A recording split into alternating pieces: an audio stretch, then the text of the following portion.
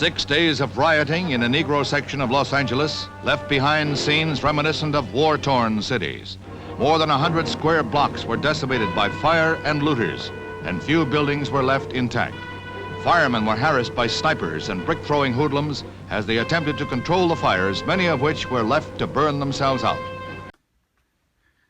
From Studio E34, you are watching the Scooting Scholar Report. I am your humble host, Richard Lawrence. Well, this week marks the 50th anniversary of the Watts Riots. But before I talk about that, I did want to discuss something I talked about last time we met. You might remember I said that I found Donald Trump's honesty refreshing.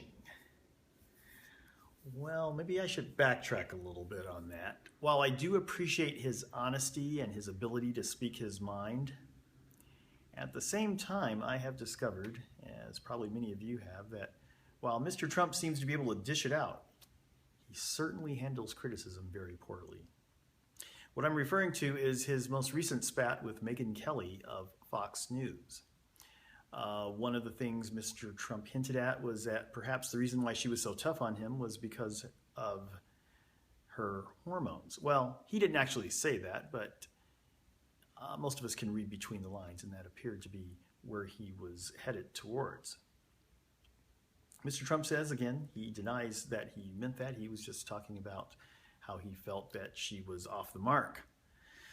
But as we can see, when Mr. Trump feels attacked, he seems to come right back in a very personal manner. And that's unfortunate. But what Mr. Trump seems to fail to understand is that, unlike all of his other fellow candidates, with the exception perhaps of Ben Carson, Mr. Trump has never governed. Sure, he's been a successful businessman, but he doesn't have a record for people to look at. All they can do is really attack some of the things that he's done in business and maybe in his personal life. So I just hope that Mr. Trump understands that the rules for him, just like he has set the standard, the rules for him will be different as well when it comes to how people view him. And of course, that does mean that he probably will be reeled in somewhat by his fellow candidates as people begin to see a little bit more of him, and they will understand whether or not he should become a viable candidate. But until that time, all we can hope is that Mr. Trump understands that it's not necessarily personal, it's just politics.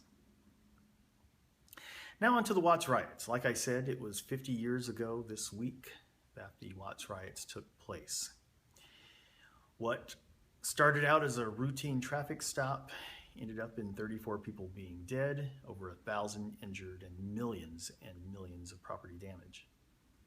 It's amazing how some things change while other things remain the same, as we continue to see in communities around the country where police harassment has, at least especially in places like Ferguson, Missouri, and Baltimore, Maryland, have culminated in citizens expressing their disappointment or their displeasure with some of the conditions.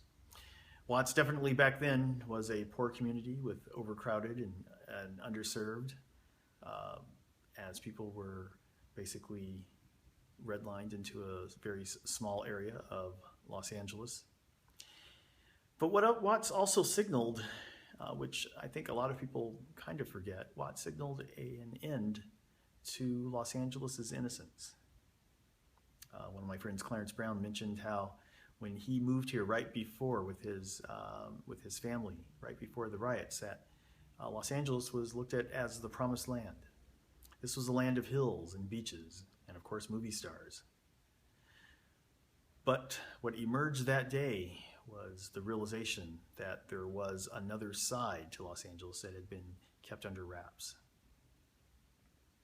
Well, in those 50 years, some things have changed, but much has not. Watts is very different demographically, but unfortunately, many of the underlying problems that existed then still exist to this day. And so while there is still some hope for the future, at the same time, we can only hope that another Watts riot never takes place again. Well, that wraps up this edition of the Scooting Scholar Report. I've got to scoot, but I am so glad that you joined me. Don't forget, you can follow me on Twitter or Facebook, or you can visit my website at thescootingscholar.net. Well, until then, I hope we get to see each other again real soon. Have a good one.